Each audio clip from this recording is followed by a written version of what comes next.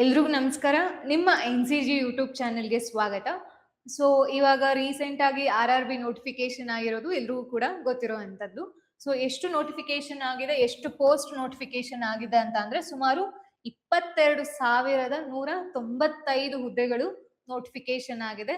ಇದಕ್ಕೆ ಸಂಬಂಧಪಟ್ಟಿರೋ ಹಾಗೆ education qualification ಇರ್ಬೋದು, ಹಾಗೆ ಏಜ್ ರಿಲ್ಯಾಕ್ಸೇಷನ್ ಬಗ್ಗೆ ಮಾತಾಡೋದಿರ್ಬೋದು, ಅಂಡ್ ಈ ಏನು ಪೋಸ್ಟ್ಗೆ ಎಕ್ಸಾಮ್ಸ್ ಯಾವ ತರ ನಡೆಯುತ್ತೆ, ಅದ್ರ ಜೊತೆಗೆ ನಿಮ್ಮ ಪ್ರಿಪರೇಷನ್ ಹೇಗಿರ್ಬೇಕು ಅನ್ನೋದು ಕೂಡ ನಾನು ಇಲ್ಲಿ ಮಾತಾಡ್ತಿದ್ದೀನಿ. ಸೊ ಶುರು ಮಾಡೋಣ ಹಾಗಾದ್ರೆ.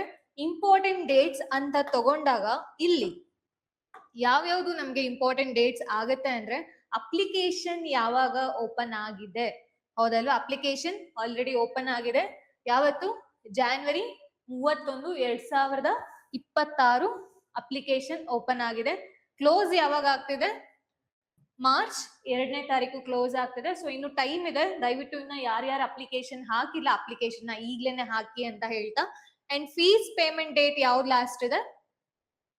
4 ಲಾಸ್ಟ್ ಇದೆ. ಓಕೆನಾ? ಸೊ ಇದು ನಿಮ್ಗೆ ಕ್ಲೋಸಿಂಗ್ ಡೇಟ್ ಬರುತ್ತೆ. ಫೀ ಅಪ್ಲಿಕೇಶನ್ ಡೇಟ್ ಯಾವತ್ತು ಲಾಸ್ಟ್ ಅಂತ ಅಂದ್ರೆ ಅದು 4 ಮಾರ್ಚ್ ಇದೆ. ಅಂಡ್ ಅದ್ರ ಜೊತೆಗೆ ಇವಾಗ ಅಪ್ಲಿಕೇಶನ್ ಹಾಕಿದಾದ್ಮೇಲೆ ಒಂದೊಂದ್ಸತಿ ಕರೆಕ್ಟ್ ಆಗಿ ಹಾಕಿರ್ತೀವಿ, ಒಂದೊಂದ್ಸತಿ ತಪ್ಪಾಗೂ ಕೂಡ ಹಾಕಿರ್ತೀವಿ. ಸೊ ಅದಕ್ಕೆ ಸಂಬಂಧಪಟ್ಟಿರೋ ಹಾಗೆ ಚೇಂಜಸ್ ಏನಾದ್ರು ನೀವು ಮಾಡ್ಬೇಕು ಅಂತ ಅಂದಾಗ ಅದು ಡೇಟ್ ಯಾವ್ದು ಕೊಟ್ಟಿದ್ದಾರೆ ಅಂತ ಅಂದ್ರೆ 5 ಮಾರ್ಚ್ ಇಂದ 14 ಮಾರ್ಚ್ ವರೆಗೂ ಕೊಟ್ಟಿದ್ದಾರೆ ಅಷ್ಟೇ. ಸೊ ನೀವ್ ಏನೇ ಮಾಡೋದಿತ್ತು ಅಂದ್ರೂ ಕೂಡ ಈ ಡೇಟ್ ಒಳಗಡೆ ಎಲ್ಲಾ ಕೆಲ್ಸನು ಮುಗಿಸ್ಕೋಬೇಕಾಗತ್ತೆ. ಪೇಮೆಂಟ್ ಇನ್ ಮಾತ್ರ ಇದಂತೂ ಮಿಸ್ ಮಾಡೋ ಹಾಗೆ ಇಲ್ಲ. ಓಕೆನಾ? ಅಂಡ್ ಪೇಮೆಂಟ್ ವಿಚಾರವಾಗಿ ರೀಫಂಡ್ ಕೂಡ ಆಗುತ್ತೆ. ಅದು ಯಾವ ತರ ಅಂತ ನಾನು ಹೇಳ್ತೀನಿ. ಸೊ ಇಷ್ಟು ಡೇಟ್ಸ್ ನ ಖಂಡಿತ ನೆನ್ಪಿಟ್ಕೊಳ್ಳಿ. ಅಂಡ್ ಲಾಸ್ಟ್ ಮೂಮೆಂಟ್ ವರೆಗೂ ಅಪ್ಲಿಕೇಶನ್ ಹಾಕೋದಿಕ್ಕೆ ವೇಟ್ ಮಾಡದಲ್ಲ, ಇವಾಗ್ಲೇ ಅಪ್ಲಿಕೇಶನ್ ನ ಹಾಕಿ. ಹಾಗಾದ್ರೆ ಈ ಹುದ್ದೆಗೆ ಸಂಬಂಧಪಟ್ಟಂಗೆ ಏಜ್ ಎಷ್ಟಿರ್ಬೇಕು, ಸ್ಯಾಲ್ರಿ ಎಷ್ಟು ಬರುತ್ತೆ ಅಂತ ನೋಡೋದಾದ್ರೆ ಇದು ಲೆವೆಲ್ 1 ಪೋಸ್ಟ್ ಆಗಿರುತ್ತೆ. ಓಕೆನಾ? ಸೊ ಗ್ರೂಪ್ ಡಿ ಪೋಸ್ಟ್ ಆಗಿರುತ್ತೆ. ಎಷ್ಟು ಸಂಬಳ ಸಿಗುತ್ತೆ ಇವರಿಗೆ? 18,000ದಿಂದ ಅದ್ರ ಜೊತೆಗೆ ಇನ್ನು ನಿಮಗೆ ಆಡ್ ಆನ್ ಆಗಿ ಸುಮಾರು 25,000ವರೆಗೂ ಕೂಡ ಸಿಗ್ಬೋದು. ಎಷ್ಟು ಪೋಸ್ಟ್ ಅಂತ ಹೇಳಿದೆ ಆಲ್ರೆಡಿ? 22,195 ಪೋಸ್ಟ್. ಅಂಡ್ ಅದ್ರ ಜೊತೆಗೆ ಏಜ್ ಎಷ್ಟಿರ್ಬೇಕಪ್ಪ ಅಂತ ಅಂದ್ರೆ 18 ವರ್ಷದಿಂದ 33 ವರ್ಷದೊಳಗಡೆ ಇರ್ಬೇಕು. ಅರ್ಥ ಆಗ್ತಿದ್ಯಾ? ಸೊ 18 ವರ್ಷದಿಂದ 33 ವರ್ಷದೊಳಗಡೆ ಇರ್ಬೇಕು. ಈ ಏಜ್ ರಿಲ್ಯಾಕ್ಸೇಷನ್ಗೆ ಸಂಬಂಧಪಟ್ಟಿರೋ ಹಾಗೆ ನಾವು OBCಗೆ ಒಂಥರ, ನಾನ್ ಕ್ರೀಮಿ ಲೇಯರ್ಗೆ ಒಂಥರ, ಎಕ್ಸ್ ಸರ್ವಿಸ್ ಮ್ಯಾನ್ಗೆ ಒಂಥರ ನೋಡ್ತಾ ಹೋಗ್ತೀವಿ.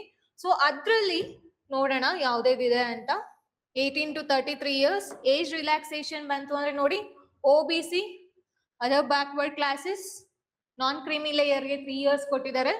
SC/STಗೆ 5 ಇಯರ್ಸ್ ಇದೆ. ಎಕ್ಸ್ ಸರ್ವಿಸ್ ಮ್ಯಾನ್ ಅಲ್ಲಿ ಮತ್ತೆ ಕ್ಯಾಟಗರಿ ಇದೆ ನೋಡಿ. UR and EWSಗೆ ಎಕನಾಮಿಕಲಿ ವೀಕರ್ ಸೆಕ್ಷನ್ ಅವ್ರಿಗೆ 3 ಇಯರ್ಸ್ ಇದೆ. ಅದ್ರ ಜೊತೆಗೆ OBC non creamy layer, SC/ST, UR ಮತ್ತೆ EWS ಇವರಿಗೆ ಎಷ್ಟಾಗುತ್ತೆ? 10 ಇಯರ್ಸ್ ವರೆಗೂ ರಿಲ್ಯಾಕ್ಸೇಷನ್ ಕೊಟ್ಟಿದ್ದಾರೆ. ಸೊ ನೀವು ಈ ಇದ್ರಲ್ಲಿ ಯಾವ ಕ್ಯಾಟಗರಿಗೆ ಬರ್ತೀರಾ, ಓಕೆನಾ, ಅದನ್ನ ನೋಡ್ಕೊಂಡು ನೋಡಿ ಏಜ್ ರಿಲ್ಯಾಕ್ಸೇಷನ್ ನಿಮ್ಗೆ ಎಷ್ಟು ವರ್ಷ ಸಿಗುತ್ತೆ ಅಂತ.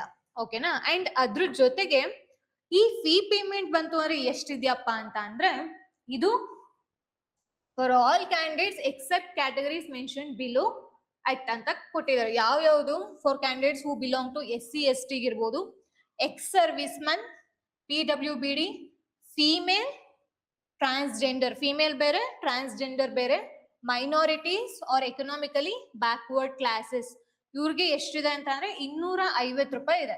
ಇವ್ರು ಬಿಟ್ಟು ಇನ್ನೆಲ್ರಿಗೂ ಕೂಡ ಎಷ್ಟು ಚಾರ್ಜ್ ಮಾಡ್ತಿದ್ದಾರೆ? 500 ರೂಪಾಯಿ ಚಾರ್ಜ್ ಮಾಡ್ತಿದ್ದಾರೆ.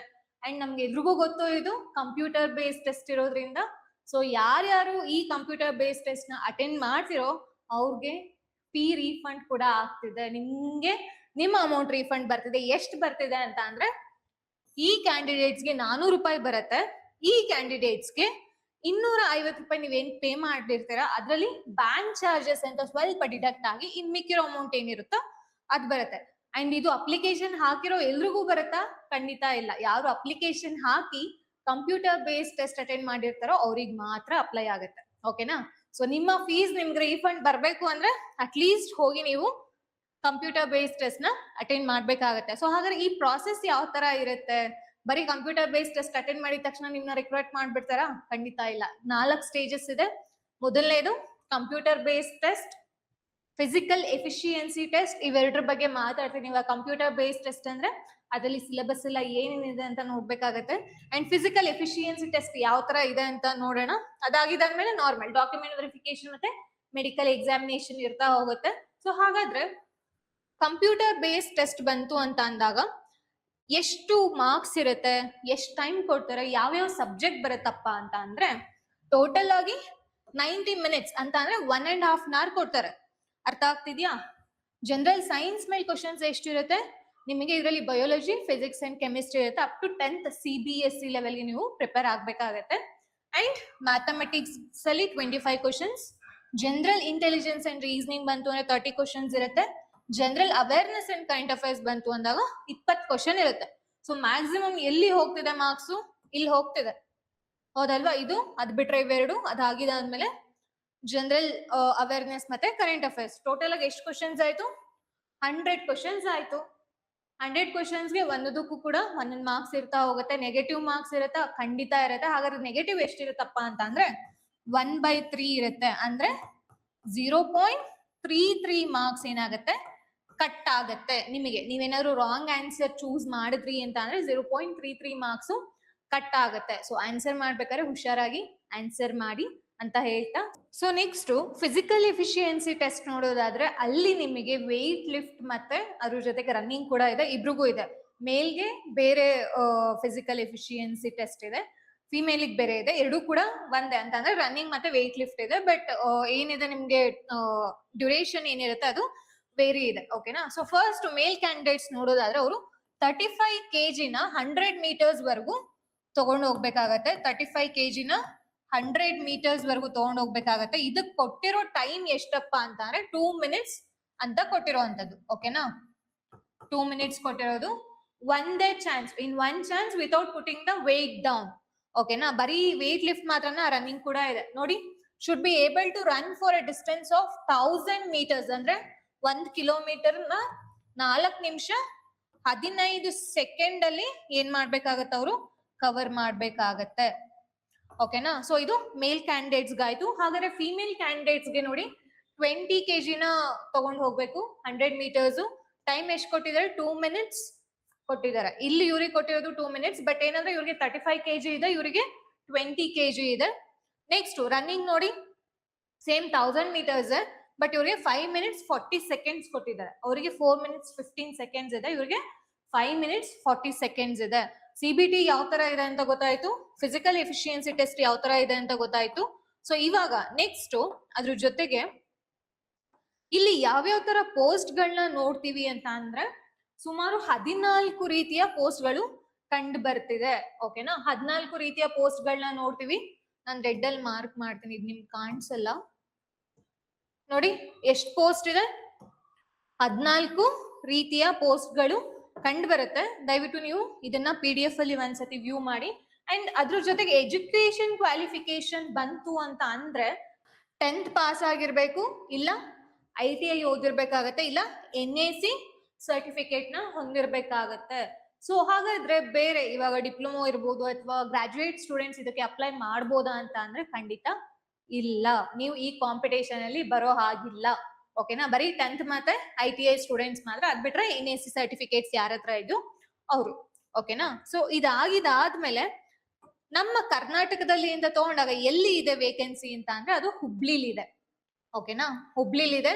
ಸೊ ಪ್ರತಿಯೊಂದು ಕ್ಯಾಟಗರಿಗೂ ಕೂಡ ನೀವು ನೋಡ್ತಾ ಹೋಗ್ಬೋದು ಎಷ್ಟೆಷ್ಟು ಪೋಸ್ಟ್ ಗಳು ಅವೈಲಬಲ್ ಇದೆ ಅಂತ. ನೀವು ಅಪ್ಲೈ ಮಾಡ್ಬೇಕಾಗಿರೋದು ಒಂದಕ್ಕೆ ಮಾತ್ರ ಮಾಡ್ಬೇಕಾಗತ್ತೆ. ಓಕೆನಾ? ಸೊ ನೀವು ಏನು PDF ನೋಡಿದ್ರೆ ಗೊತ್ತಾಗತ್ತೆ ನಿಮ್ಗಲ್ಲಿ ಅಫಿಷಿಯಲ್ ನೋಟಿಫಿಕೇಶನ್ ಅಲ್ಲಿ ಬಹಳಷ್ಟು ಕಡೆ ಖಾಲಿ ಇದೆ. ಬಟ್ ಅಪ್ಲೈ ಮಾಡ್ಬೇಕಾದ್ರೆ ಒಂದೇ ಮಾಡ್ಬೇಕು. ನೀವು ಅಪ್ಲೈ ಮಾಡೋದ್ರ ಜೊತೆಗೆ ಬೇರೆ ರೈಲ್ವೆ ಝೋನ್ಸ್ ಏನಿದೆ ಅದನ್ನ ಪ್ರಿಯಾರಿಟಿ ವೈಸ್ ನೀವು ಸೆಗ್ರಿಗೇಟ್ ಮಾಡ್ಕೊಳ್ಬೇಕಾಗತ್ತೆ. So total number of post ಇಲ್ಲಿ ಮೆನ್ಷನ್ ಮಾಡಿದ್ರೆ, ಸೊ ದಯವಿಟ್ಟು you have to go through it. ಓಕೆನಾ? ಇನ್ನೊಂದ್ಸತಿ ನೋಡಿ ಮೇಜರ್ ಆಗಿ ಏನೇನ್ ಬರುತ್ತೆ ಇದರಲ್ಲಿ ನಾನು ಮಾತಾಡಿದೀನಿ. ಅಂಡ್ ಇದಕ್ಕೆ ಸಂಬಂಧಪಟ್ಟಿರೋ ಹಂಗೆ ನಮ್ಮ NCG ಸಂಸ್ಥೆ ವತಿಯಿಂದ ನಿಮಗೆ RRBಗೆ ಯಾರು ಪ್ರಿಪೇರ್ ಆಗ್ತಿದಾರೋ ಅವರಿಗೆ ರೆಕಾರ್ಡೆಡ್ ಕ್ಲಾಸಸ್ ಅವೈಲಬಲ್ ಇದೆ. So interested candidates can contact the institute. ನಮ್ಮ NCG ಲರ್ನಿಂಗ್ ಅಪ್ಲಿಕೇಶನ್ ಅಲ್ಲಿ ಇದು ಅವೈಲಬಲ್ ಇರುತ್ತೆ. ಯಾರ್ಯಾರು RRBಗೆ ಪ್ರಿಪೇರ್ ಆಗ್ತಿದ್ರೆ ಇವಾಗಿನ್ನೂ ನೋಟಿಫಿಕೇಶನ್ ಆಗಿದೆ, ಎಕ್ಸಾಮ್ ಡೇಟ್ಸ್ ಇನ್ನೂ ಕೂಡ ಅನೌನ್ಸ್ ಆಗಿಲ್ಲ. ಸೊ ಮಾರ್ಚ್ ವರೆಗೂ ಕೂಡ ಇನ್ನು ನಿಮಗೆ ಟೈಮ್ ನ ಕೊಟ್ಟಿರೋದ್ರಿಂದ ತುಂಬಾ ಟೈಮ್ ಇದೆ, ಆರಾಮಾಗಿ ಎಕ್ಸಾಮ್ ನ ಕ್ಲಿಯರ್ ಮಾಡ್ಕೊಳ್ಬಹುದು. ಸೊ ಅದ್ರ ಜೊತೆಗೆ ನಮ್ಮ ಒಂದು ಏನು ಮಾರ್ಗದರ್ಶನ ಅದು ಏನು ರೆಕಾರ್ಡೆಡ್ ಕ್ಲಾಸಸ್ ಆಗಿರುತ್ತೆ. So interested candidates can contact the institute. ಇನ್ನ ಇದಕ್ಕೆ ಸಂಬಂಧಪಟ್ಟಿರೋ ಹಾಗೆ ಅಫಿಷಿಯಲ್ ನೋಟಿಫಿಕೇಶನ್ ಸಂಬಂಧಪಟ್ಟಿರೋ ಹಾಗೆ ನಿಮ್ಗೆ ಏನಾದ್ರು ಬೇರೆ ಡೌಟ್ಸ್ ಇತ್ತು ಅಂತ ಅಂದ್ರೆ ಕಮೆಂಟ್ ಸೆಕ್ಷನ್ ಅಲ್ಲಿ ತಿಳಿಸಿ. ಇಲ್ಲ ಅಂತಂದ್ರೆ ದಯವಿಟ್ಟು ನಮ್ಮ ಇನ್ಸ್ಟಿಟ್ಯೂಟ್ ನಂಬರ್ಗೆ ನೀವು ಕಾಂಟ್ಯಾಕ್ಟ್ ಮಾಡ್ಬೋದು ಅಂತ ಹೇಳ್ತಾ will see you in next session. Thank you.